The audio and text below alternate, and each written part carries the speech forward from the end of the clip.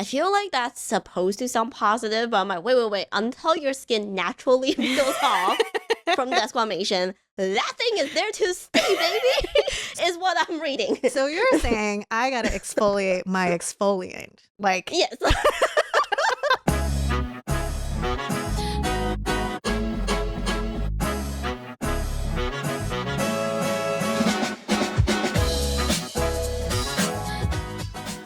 All right, welcome back to the Chemist Confessions Podcast. I'm Gloria. I'm Victoria. And this is a human conversation on all the skincare science we talk about on the daily.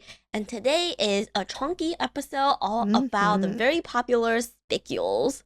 Yee! I must say, this was a lot more exciting than PDRN.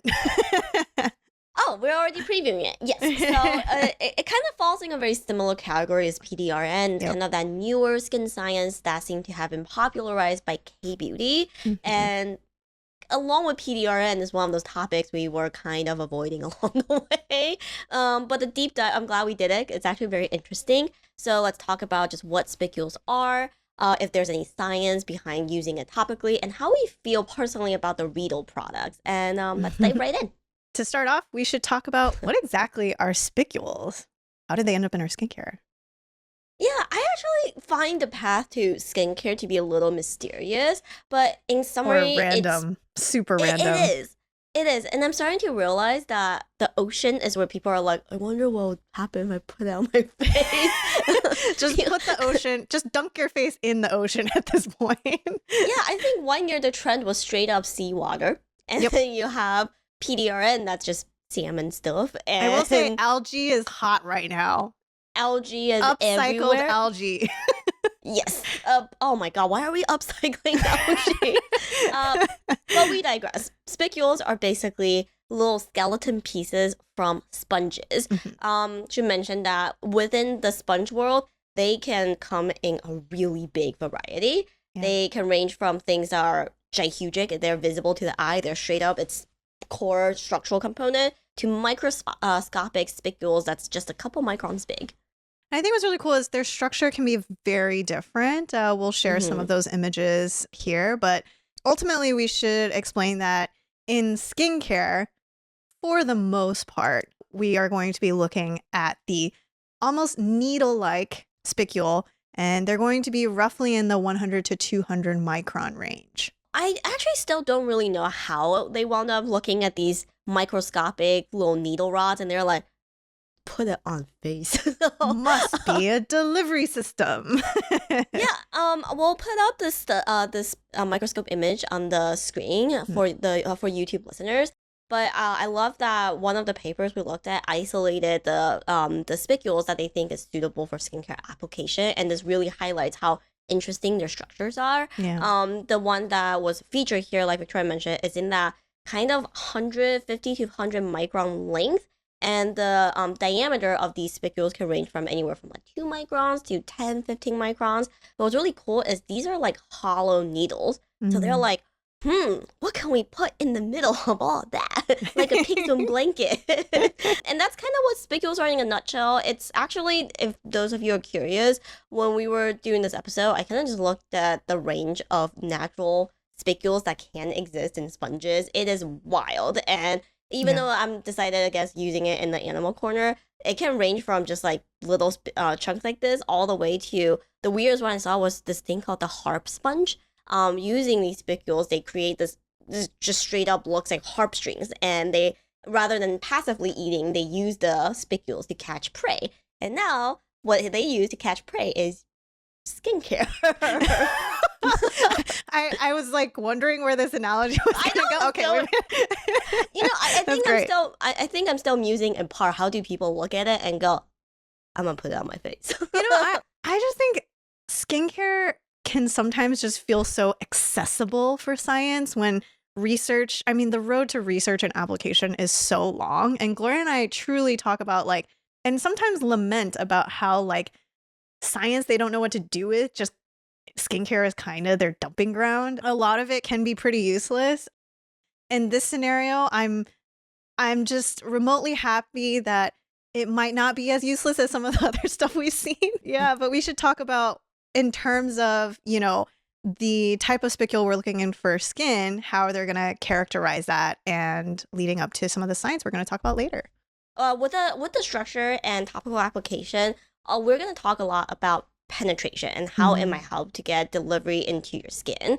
And it's actually what I really like about spicule studies is they take really cool microscope images. Yeah. And even though Yeah. Victoria and I, sometimes we talk about how we don't love animal or ex vivo models as much as in vivo, but these pictures are really cool. I'm going to put a little microscope image on the screen here. What they did is they loaded these spicules with dye, so you can see where the dye has gone into the layer of skin, and you can see that if it's just topically applied on the skin, you'll see a line of red just on the surface. That's where the dye is.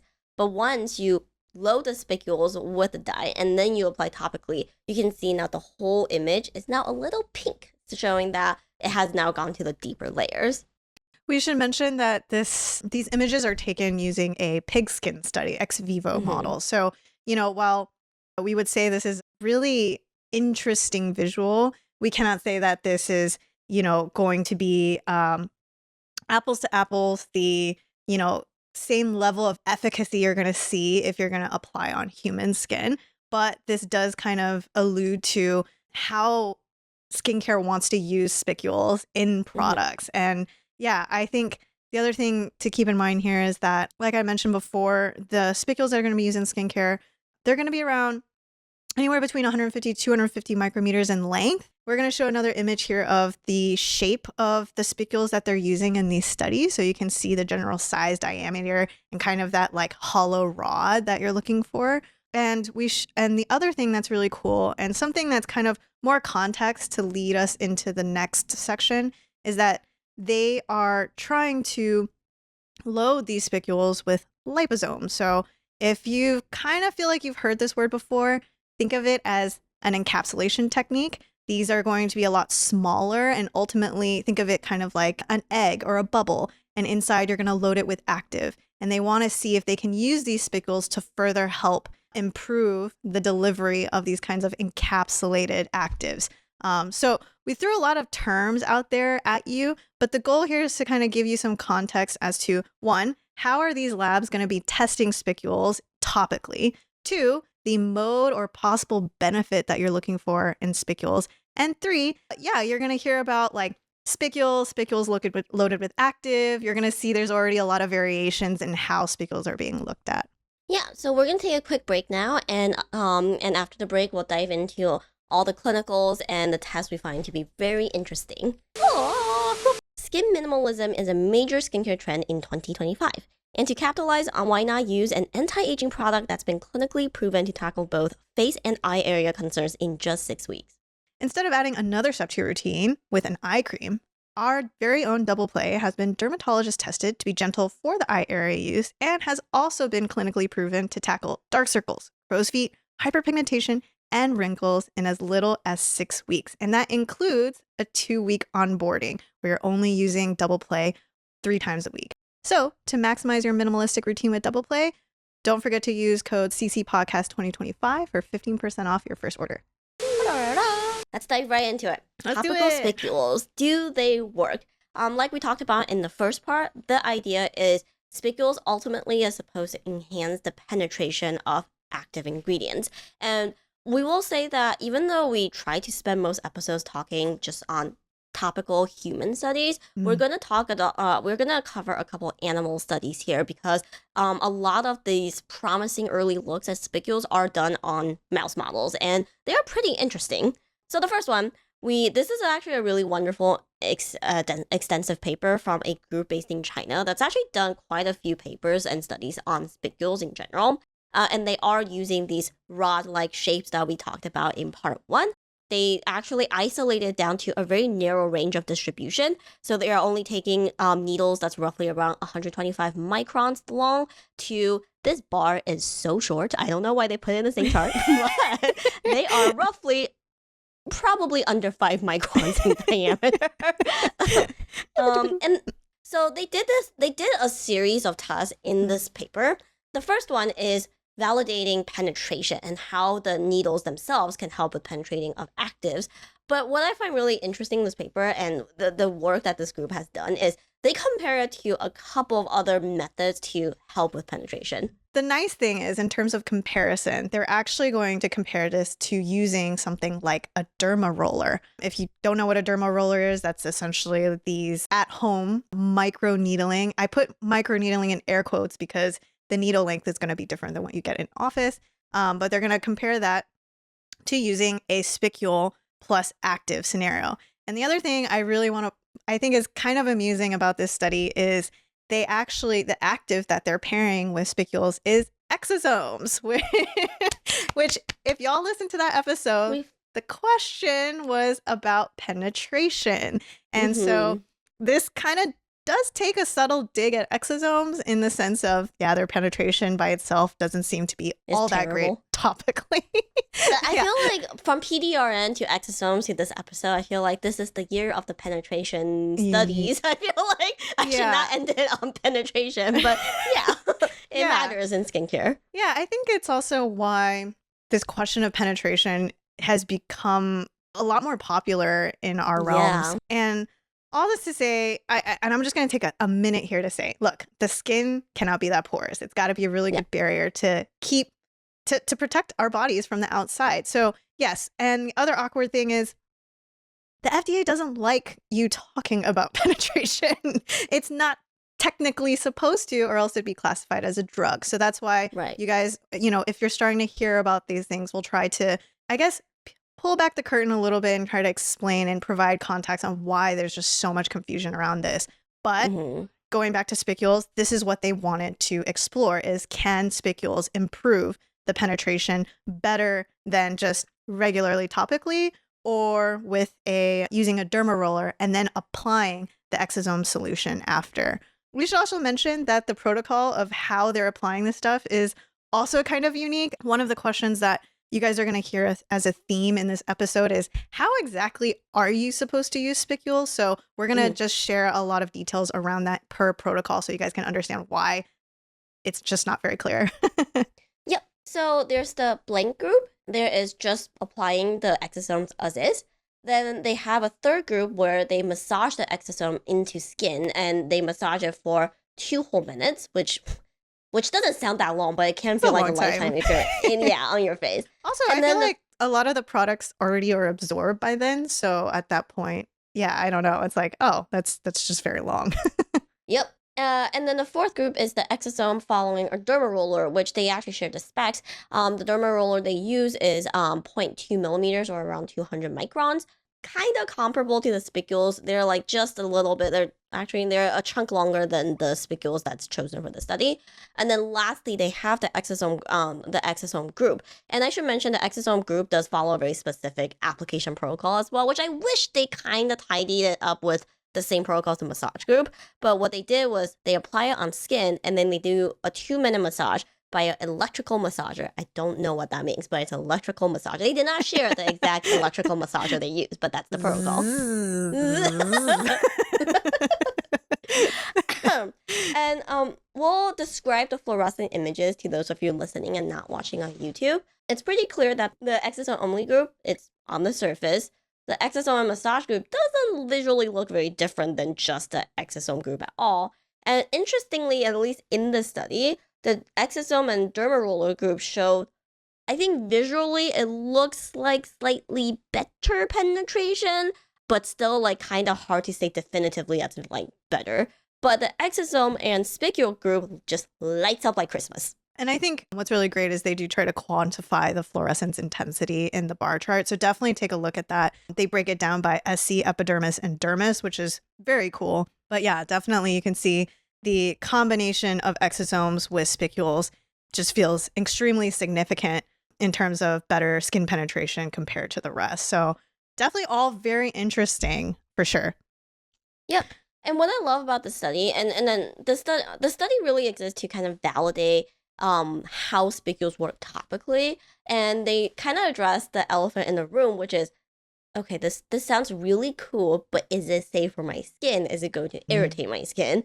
So they did a study on guinea pig skin, and we'll put the image up here, that showed that while using these spicules, they did observe erythema, or that redness in the skin. They saw that there's erythema that starts cropping up a little bit after application. It kind of peaks in about 24 hours and then slowly decreases, and that redness kind of goes away after 72 hours. 3-day turnaround time. Again, this is, for me, in terms of reading that, is like, okay, so topical products, it's not a daily thing, right? Yeah, I think, again, you have to understand, Gloria and I, we have to kind of take all the data that's available. And a lot of the better data is in animal in vivo model. You'll see as we share some of the human clinical studies why that is. But usually at this phase, concentration has not been dialed in at all. Yep. They're really trying to just figure out, like, okay, what is kind of you're establishing mode the of action. Right, the parameters, the max and min, scenarios. And then the other thing I was going to mention here is, you probably heard, we said animal in vivo mouse model for skin penetration, and then we use guinea pigs for erythema. Different animal models can portray different scenarios better, which is why, guinea pigs were used in the erythema scenario. But all that to say is, to us, how we would process this is, okay, so erythema is something we should keep looking into since concentration hasn't been dialed in. And it does seem like it's more than a, kind of like a AM, PM cadence. Like the cadence of application also has us curious. So all that, we should move on to the next study with that in mind. The good news is, unlike PDRN, we have human clinicals that's greater than N equals 1. And yes, I will continue to poo-poo on that for the rest of the year. That will probably be a highlight of 2025. Yes. So this is a Korean study, which makes sense because a lot of the products are coming out of Korea. Yeah. It is N equals 20, so it is a petite study. And to maximize the study subjects, they did split phase. So on one side, they got just a growth factor serum. And on the other side, they have a growth factor that is loaded into spicules. And I should mention, there's like a very subtle difference to active that's loaded in spicules versus, you apply spicule first and followed by a lotion that has an active ingredient in it. And this, what's interesting about the study is they show the image of the spicules they use. It is not the needle one. So yes. I was Huge thing to keep in mind. Yeah, it's like little cone pyramid shaped spicules. I was like, oh, okay, cool. So again, like all things we talk about, sourcing matters, and it can come in a wide range. Needle is the most common, but here we have a cone. Yeah, so let's talk about the actual clinical. So they wanted to use this for the eye area. They had participants apply the spicule product. And we should mention that it is a cream that actually has spicule in it, not one product after the other. They applied it daily for 4 weeks. The other thing we should also keep in mind is that the protocol is very unique. I gotta be honest, most clinicals, they're like very general, just like apply like a night cream, apply however many, twice a day, once a day. But in this sense, in this study, they actually have people apply the cream for 20 seconds. And then they want to add distilled water to dissolve the remaining spicules and they say that this is for the purpose of preventing irritation, and then rubbing again for 20 seconds. While the EGF, this is the non-spicule EGF side, participants just apply the cream for 40 seconds with the same intensity. So yeah, protocol, how you apply. All very interesting. Victoria and I can guarantee you, in the past when we talk about the retinal studies, vitamin C, none of them talk about massaging your skin with a lot of TLC for 40 seconds. So this is, again, something that kind of stands out to us about spicule is the protocol is very specific. The participants' skin were then evaluated at 1 week, 2 week, 4 week, and then after the application stops at the 8-week time point. And they shared some before and afters. We're gonna put it up on the screen, and I will describe it briefly for those of you listening. Both sides showed improvement in texture roughness. I don't know if I would qualify it as there's like a general improvement in crow's feet, but it almost looks more like a textural improvement rather than crow's feet going away, if that makes any sense at all. if I don't look at the graphs at the bottom where they're quantifying this level of improvement, I would think the left phase and the right phase, the EGF side, the EGF only side versus the EGF loaded into spicule side, that degree of improvement, at least visually, looks pretty similar to me. Yeah, I think like what Gloria's describing is they provided a wrinkle score. And if you look at the bar graphs, you'd see that like ultimately in terms of before and after and the degree of improvement, it's like, okay, I can see how they can say that the Spicule EGF product is slightly better, but also the fact that EGF may by itself be helpful. That was also another takeaway that I really liked was like, we don't actually find a lot of EGF studies. And so for them to like actually, yeah, this is what a nice surprise. Oh, hey, EGF study. Interesting. Yeah, so the actual they actually took the dermal density of the two groups, and the improvement at baseline is very similar. So it's 6.25% to 6.38%. So again, it shows that there's some metrics where it showed that the spicules might be helpful and outperform the regular group, but it's not super strong. And I should mention that this to me isn't, it's more like a yay for EGF, but Spicule to me is like kind of a green light to keep going because it is kind of a short study. Using it for 4 weeks and kind of observing that sustained change or improvement over 8 weeks, it's like kind of a tough thing all around. Lastly, before we move on to the next human study, we have multiple human studies, which is very exciting. Before we move on, I just want to point out a mildly humorous data from this study is they also did consumer perception on the efficacy of the two groups. And for the longest time, I was like, they've created a pie chart of the satisfaction survey and it just labeled VS, S, DS, SS. And I'm sitting there like, very satisfied, dissatisfied, super satisfied. It's not super, it's somewhat. So I had the same reaction. But that one showed that a bigger chunk of the people are more are satisfied with the EGF side, with the Spicule plus EGF side. And in my mind, I was like, I wonder if this is just by nature, you feel some sort of sensation. It gives you a cue that like, oh, it feels like it's working.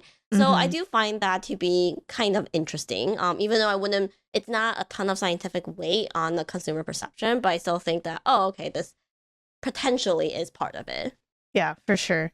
This is also a little random note here. And again, can't make any conclusions, but they did a skin biopsy. They took some photos and spliced it and took some slides of skin just to show like the penetration of their Spicule EGF.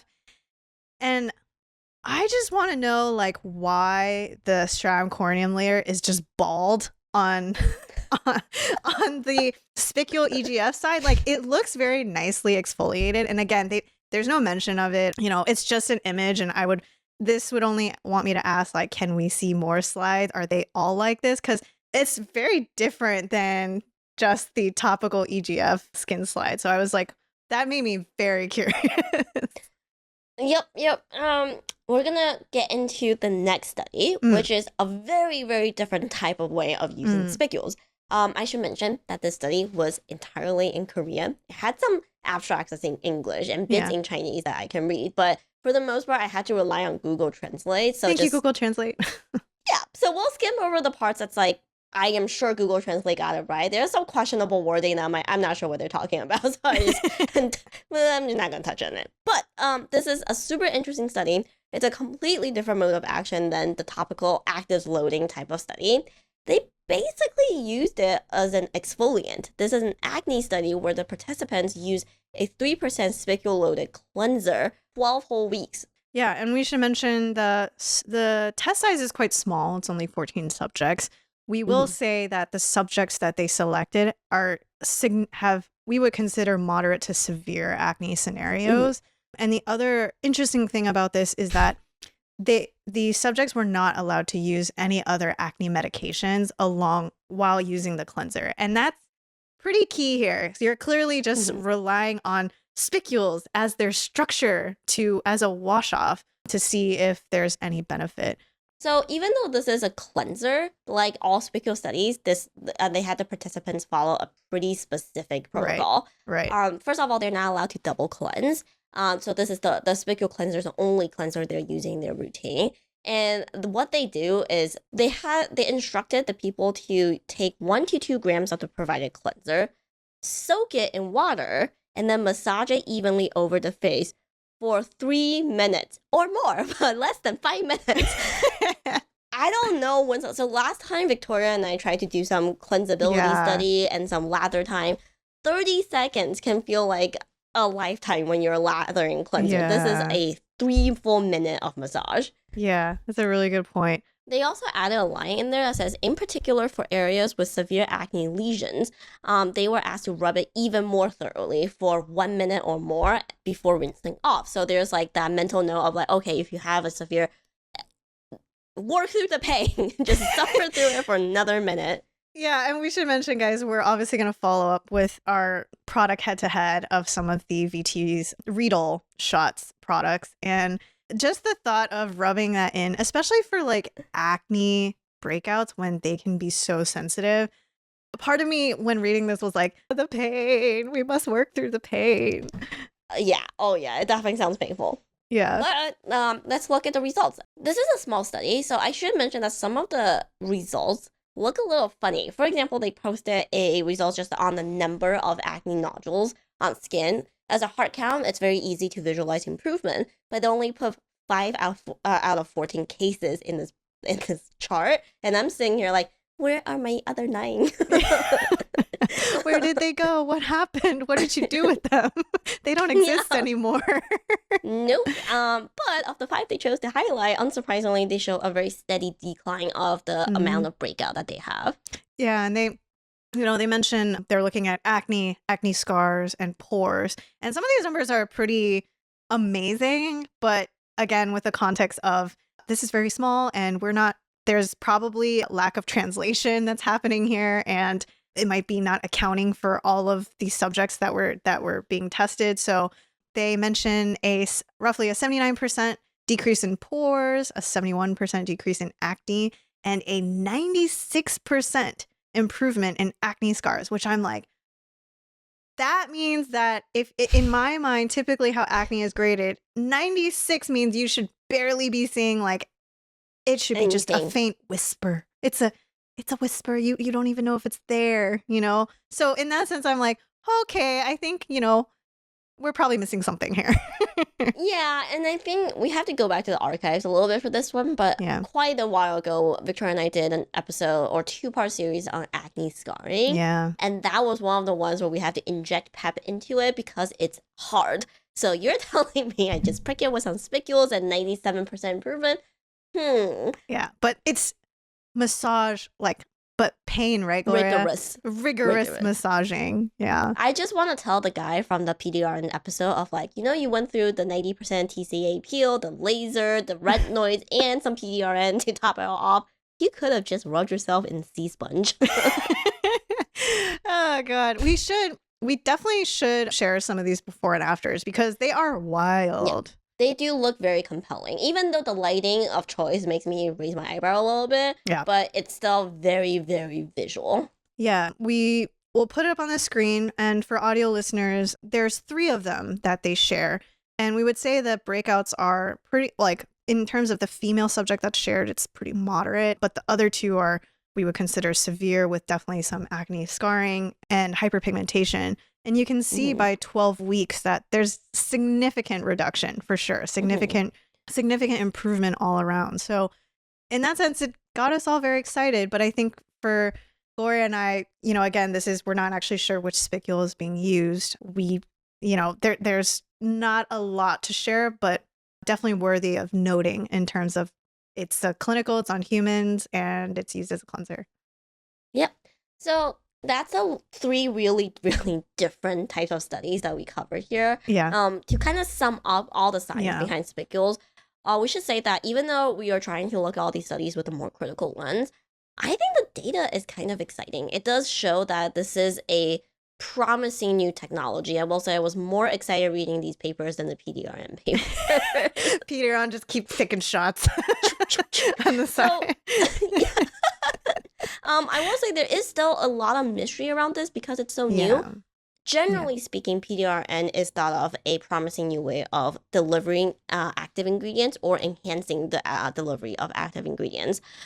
What the active ingredient is obviously very much matters. And that's something you'll see on the product side where that can get a little bit confusing as well. But last but not least, it can almost be considered as a new age, finer physical exfoliant. But there's one paper, and again, like all of these takeaways, what we find, and we'll cover that more in the last part, is that the science that we're reading about doesn't seem to be covered in the product side very well at all. Yeah, and I think it also shows because, like, again, the translation of what is the benefit of Spicule as is not completely clear. You can see that what we're sharing, it's early stage, but I would say much more promising early stage than not even just PDRN, but even exosomes. And so for us, we're definitely, I know we're going to be seeing more Spicule skincare in the future, and we'll definitely be monitoring all of the research.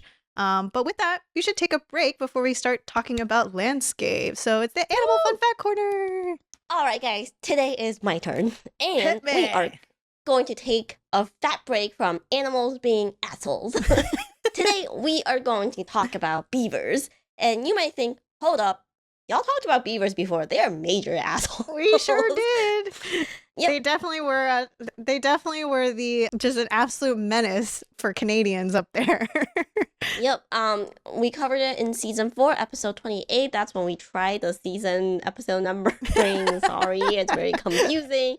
But yeah, we talked about how basically beavers have caused a lot of destruction for Canadians. I think the story that kind of stuck out to me was how this like kind of remote town went without interwebs for like 3 or 4 whole days because they decided just to chew through like the one wire they have going to that town.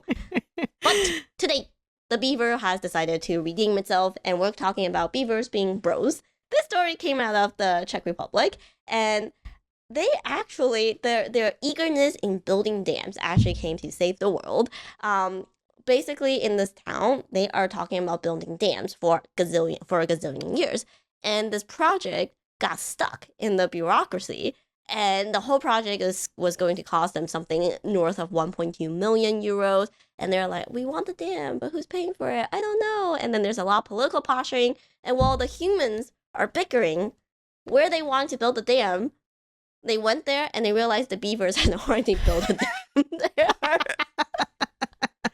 So sometimes being an eager beaver really pans out. Yay, the bro beaver. I also love how like humans are there are stories that just constantly humble us and like how inefficient we can be as creatures. Like the problem is very clear. All you had to do was build the goddamn dam, right? And the beaver's like, say no more, fam. Like, we'll do it for you for free. I will just take a couple carrots as payment. Yay, bro beaver. Bro beaver. All right. Let's wrap this up. We are going to briefly discuss probably not even the spicule landscape, but we're just going to talk about spicules in skincare. You'll find that Gloria and I had a couple existential thoughts. You might even it might even reveal how we kind of discuss this topic in general. But we definitely have to admit that this realm is a lot more interesting. There's better studies done, even down to the in vivo, ex vivo models that they use. Definitely has left us very curious in a good way. But I think Gloria and I, as we looked at the product landscape, as we tried spicule products, we have to admit that the products, in terms of the science and what it does, we can definitely say it doesn't quite translate to spicule skincare just yet. Right. Mainly because, one, if it's for better, let's say, red flag penetration of actives, right? That means that you're also limited to spicule, the actives that are used in the actual spicule product. And then the question of, okay, then what actives should you be layering with spicules? Okay, hopefully you guys are all following me. And as we were discussing this, the general question, and hopefully you guys have felt this as we talked about all the protocols, is that how exactly are you even supposed to use Spicule? Because the methodology is all different. So I'm going to share one last study. And this study is actually from the same lab that did that really in-depth analysis. It's the first paper we talked about done by the lab in China that looked at how spicules and exosomes worked on both mice and guinea pig skin. And the reason why I'm going to bring up a second paper is because what I think they looked at and how they tried to characterize spicules gives a bit more of an idea of how we should be using spicules in skincare. So I'm going to say right now the study was done in 2019 where they wanted to apply topical spicules and then after that follow with liposomes that have encapsulated hyaluronic acid. I'm not even going to go through the whole... When you said that my first, I was like, why are you encapsulating? Never mind. Yes, I thought that too. That too. So we're going to ignore the active because honestly, that's what I did. And we're going to just focus on two pieces that I thought were very interesting. The first thing is they actually measured tool of skin because why? Yes. If you are applying these spicules on skin, and essentially how it's supposed to work is by creating microchannels to help with penetration. How does this affect our skin barrier? Yep. If things can go in, things theoretically can go out too. Yes. And for those of you who are new to hearing the word tool, it's a very standard measurement that's looking at how water is evaporating out of skin. And this gives you an idea of moisture, of maybe how a moisturizer works. And ultimately, a good skin barrier has less evaporation of water leaving skin, right? So that's the general idea there. And so we'll put the results here. And what they looked at was spicules with the liposomes, spicules as is. So we'll put the chart up here and you'll see that they tested several scenarios. They tested their spicule combination with their liposomes. They tested spicules with a more traditional liposome scenario. They even tested it in comparison to a derma roller and a lot of different control scenarios, and then spicule itself. And they ran this study for over 350 hours, okay, and to measure it. And I think what's really fascinating is that spicules alone, you will see that the tool had jumped so much higher than the rest. Both, we should mention spicules, that's spicules with their liposome technology. That's also spicules with a conventional liposome that's not of the proprietary to their lab. Those three are significantly higher than the rest, and that includes derma roller as well. And the other thing that is really fascinating is you can see how long tool had increased for some of these spicule scenarios. So, whoa. Yeah, all that to say is that I think, again, this is one study, this is one test, but this had me leaving being like, oh, that makes sense, right? If the goal is to improve penetration, the skin barrier has to change. And I think the takeaway here is that it might be a lot longer than you might imagine. Looking at the chart, it looks like even in the best case, it's the recovery time takes 2 whole days, if not 4 to 5 days. That's right. And they do mention that, the liposomes can help speed up skin barrier recovery after the topical spicules. But I think I just found this all very fascinating as one, what we probably don't realize is that spicules can reside on the skin fairly well. The adhesion is solid. The two is wash your face. We should mention that this tool study was done on guinea pig skin and they had not washed the product off skin. So, there is that saving grace, but I was just fascinated by how much it had impacted tool. Yeah. And that's something that I find that in the product communication that we'll cover more in the next episode, and even in the discussion forums. Yeah. Sometimes the concern will kind of pop up, but just something that a lot of the communication just glosses over, and it is something to keep in mind. And that's something that that you should, if you want to use these products, that you should probably be a little bit mindful of in terms of how to structure the rest of your routine to make sure that this doesn't lead to damage. And last but not least, in the same study, what kind of in the same token of how it affects skin is they took these really wonderful SEM microscopic images of what these spicules look like on skin over time. Yeah, we should mention that these photos are of guinea pig skin. So you're like, why are there so many hair follicles? It's quite hard to see. You'll see very thick rods, and we'll say those are the hair follicles. And you'll see these tiny, almost like worm looking shaped grains of rice, And what they did is they were just monitoring and taking images for up to 240 hours for 10 days. And they just want to see how much spicules remained on the guinea pig's skin. Again, this is animal model, obviously very different than human skin because we don't have that many hair follicles. So how it adheres to our more bare skin could be very different. But it is fascinating to see just, again, how well the adhesion is to skin for so many days. And I love this line. This is the conclusion that was drawn from this group. But they have this one line that really stuck out to me. They say, due to desquamation, SHS, which is the spicule, gradually peeled off the skin over almost 168 hours and ultimately left the skin.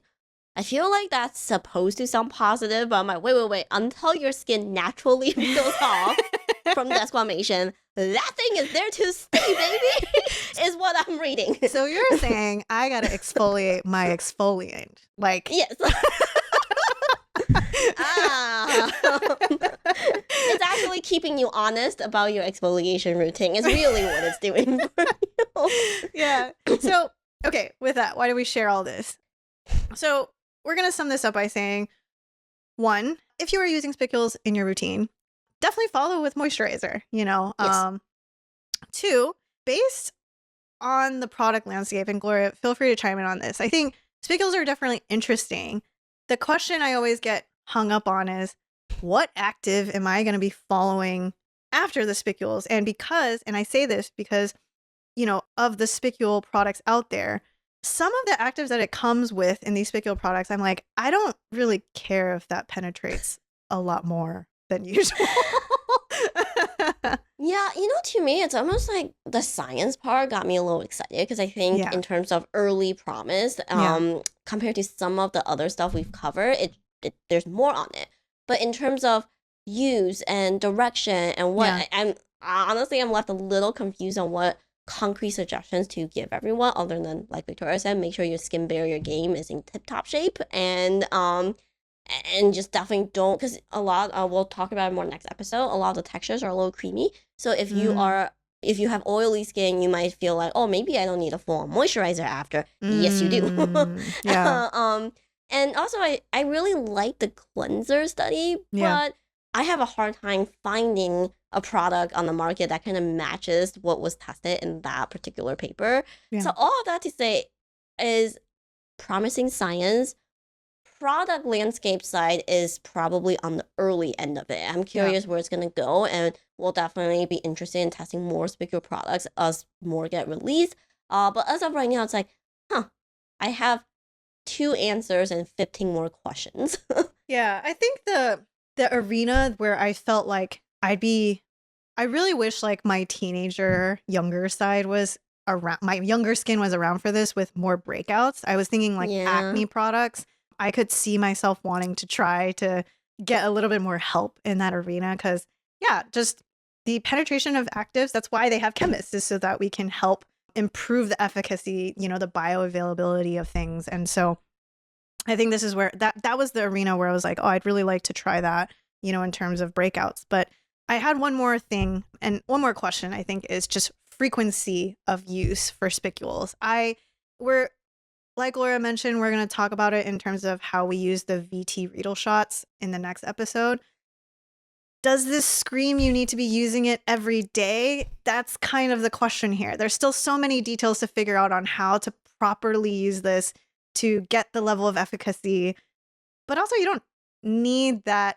Like, it's not like you need to derma roll a microneedle every day, So that's where I'm like, the frequency of use. Also, I think Gloria and I don't have any strong convictions. We don't really feel like you need to be using this product every day, but I don't know. Yeah. So on that very, very clear note, we're gonna wrap this up, and next episode we'll get into our personal experience using the VT Riedel shots, our takeaway, and probably pairing the science with our own use Yeah. experience, what we think is the best way to approach veto products. So to tie everything up, I have no transition words. I'm just gonna say it. You can find this on our website at chemistconfessions.com. You can write to us at info@chemistconfessions.com. If you have questions about spicules, if you have suggestions, comments, you can DM us on Instagram, but also comment on the video below, and we will see you all next week.